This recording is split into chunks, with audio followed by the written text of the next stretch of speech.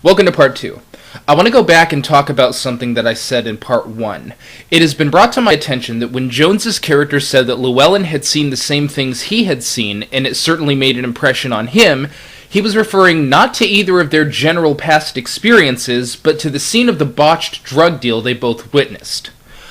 My reason for bringing this up is not just to correct my mistake, but to inform you that's actually worse. That actually pisses me off even more, and it's a testament to how shitty this movie is.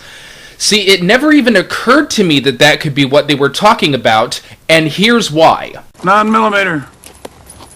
Couple 45 ACPs. Somebody unloaded on that thing with a shotgun.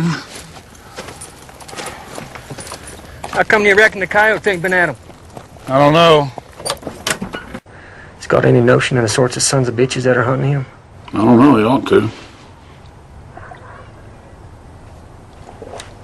He's seen the same things I've seen, and it certainly made an impression on me. When? When did it make an impression on you? All you did when you got over there was just bumble around in the landscape with a deadpan expression on your face. It made no impression on you. You were just bored. Write characters, then make them say things like that.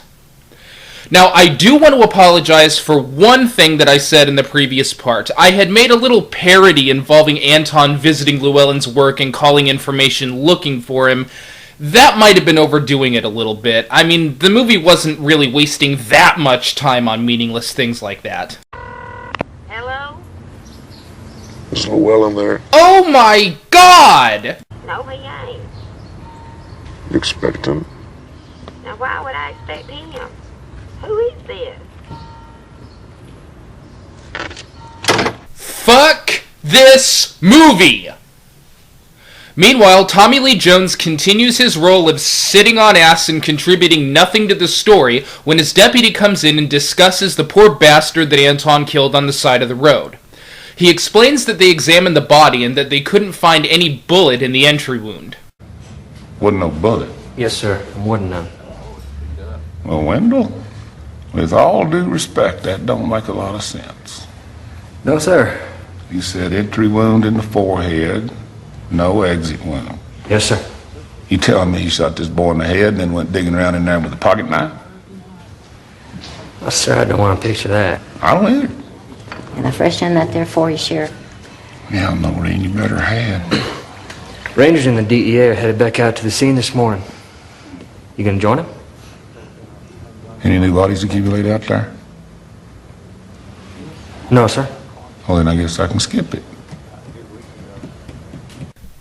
Okay, we already know that Anton killed this guy, who has nothing to do with this movie, mind you, with his fancy little air tank. So, is this conversation going to give you any insight into that? Is it going to give you any insight into your character, someone else's character, some part of the story? Does it add in any way to the plot? Is there any reason in the fucking universe why we needed to watch that scene? So, anyway, after eating up some more screen time with that pointlessness, Llewellyn checks into a hotel. Now, here's what happens in short order. Llewellyn goes to the hotel and checks into a room. He sticks his case in an air vent and then checks into another room and retrieves the satchel. It seems simple, but of course we also have to watch him unscrew the screws, take a pull off of the clothes hinge, stand up on a chair, shove the bag in with a big stick, go to the store, buy more pulls, put them together, make a hook thing out of it, and drag the satchel back to him. 'Cause we really needed to sit through all of that. Anton eventually tracks the bag to the hotel, but comes in to find Llewellyn's first room empty. He goes to another room and finds a group of Mexicans who were also here to ambush Llewellyn, but takes them all out. So it seems that he has a bit of competition now. It eventually occurs to him to look in the air vent, but by now, Llewellyn has already gotten away with the money and heads for another hotel. Now, I will give the movie this. We have finally learned one trait about Llewellyn other than the fact that he has a bag of money. He also seems to be very resourceful. But see, the problem is that resourcefulness is an external trait.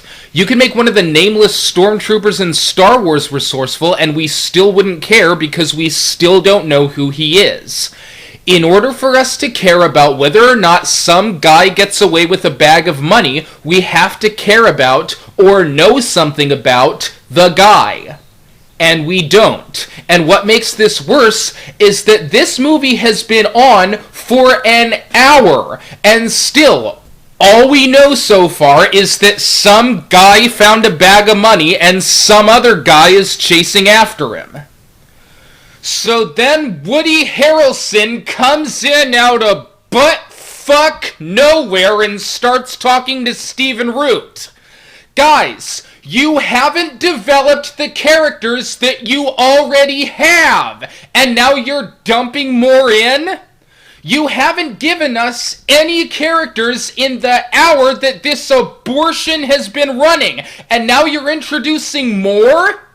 Why don't you develop the characters you have instead of dumping more empty vessels into this pile of shit?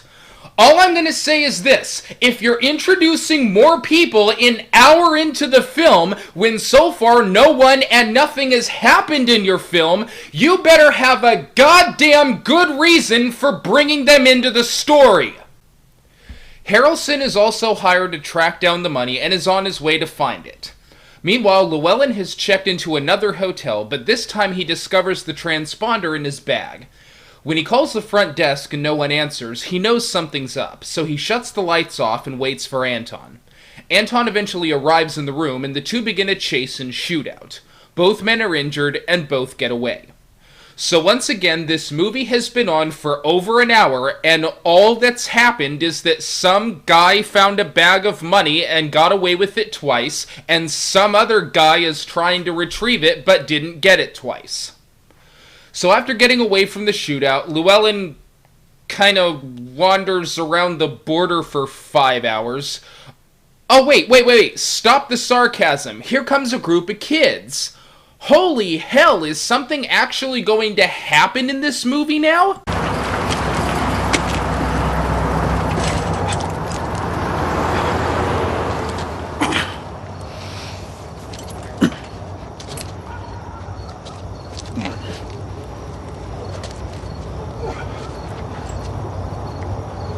Were you in a car accident?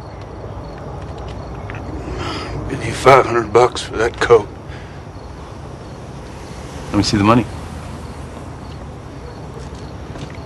Were you in a car accident?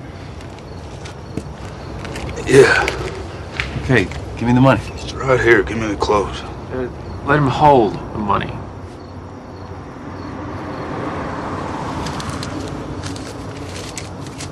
I'll give it here.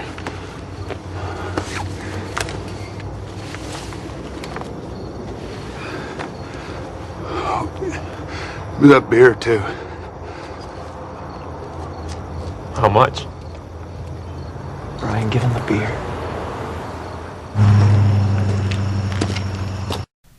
Okay, well, thanks for sucking more time out of the film to let us know he got a shirt and a beer. Lord knows you don't have a story to tell or any characters to develop, right? I'm sure he took a shit along the way, too. Why don't you just show us that?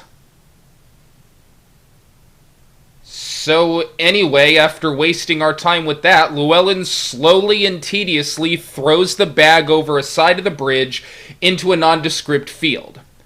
Then he just kind of wanders across the border, and the Border Patrol guy sees him, but doesn't care, I guess. Why not? Then he wakes up the next morning and a mariachi band is playing in his face, and his friend is... So meanwhile, Anton blows up a truck as a diversion to steal a few things from a pharmacy. Then he goes home and cleans his wound. So Anton cleans his wound. Anton cleans his wound. Anton cleans his wound. Anton cleans his wound. Anton cleans his wound. Anton cleans his wound. No, stop telling me to shut up. If you were happy watching this in the film, you should be perfectly happy watching a description of this in the film. Anton cleans his wound. Anton cleans his wound. Anton cleans his wound. Anton cleans his wound. Anton cleans his wound. No, don't skip this part of the review. If you were happy watching this in the film, you should be perfectly happy watching a description of this in the film. Fine, I won't even describe it. We'll just watch it.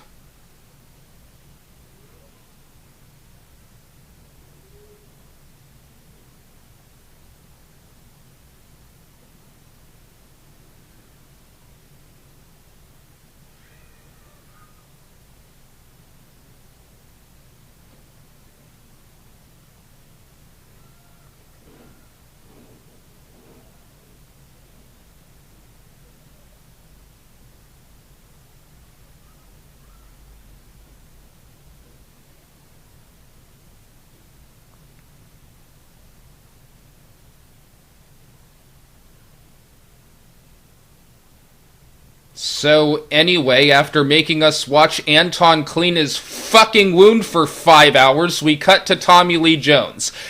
And if you're pissed off at me for making you sit through that, good.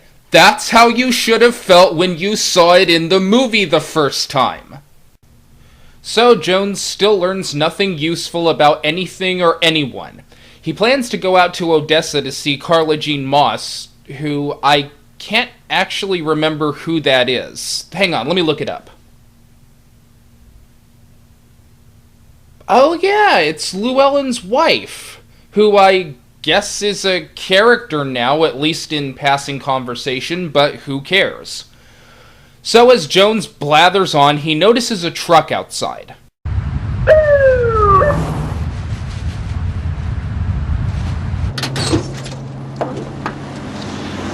Sheriff? You looked at your load lately? That is a damn outrage. When those tie-downs work loose.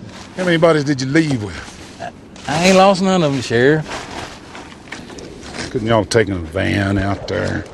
We didn't have no van four-wheel drive. You gonna write me up for improperly secured load on it? You get your ass out of here.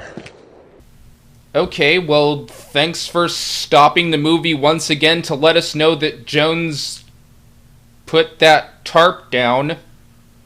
Hey, I'll bet you everyone would have tied their tarps down correctly when you were in your 20s. I guess things ain't what they used to be. So anyway, after wasting more time with that, Llewellyn wakes up in a hospital and Woody Harrelson is sitting there with flowers out of butt-fuck nowhere. Don't worry, I'm not the man who's after you. I know that. I've seen him. You've seen him. Man, you're not dead. Huh. What? What are you huhing about? He's seen him and isn't dead. She's seen him and isn't dead. Everyone in the pharmacy has seen him and isn't dead. You have about a 50-50 chance of walking away from this guy alive anyway. Fuck you.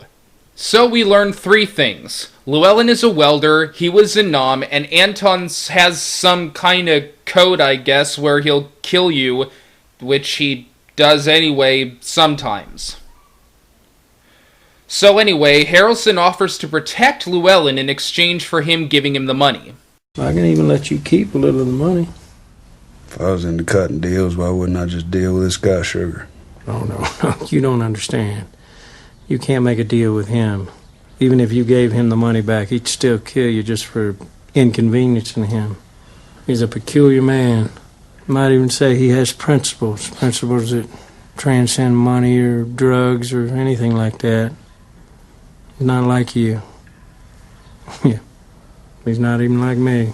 Who the fuck are you, man? And fuck you for giving him a line like he's not like you, he's not even like me, when we still don't know what Llewellyn, or Harrelson, or Anton, or anyone else in this film is like!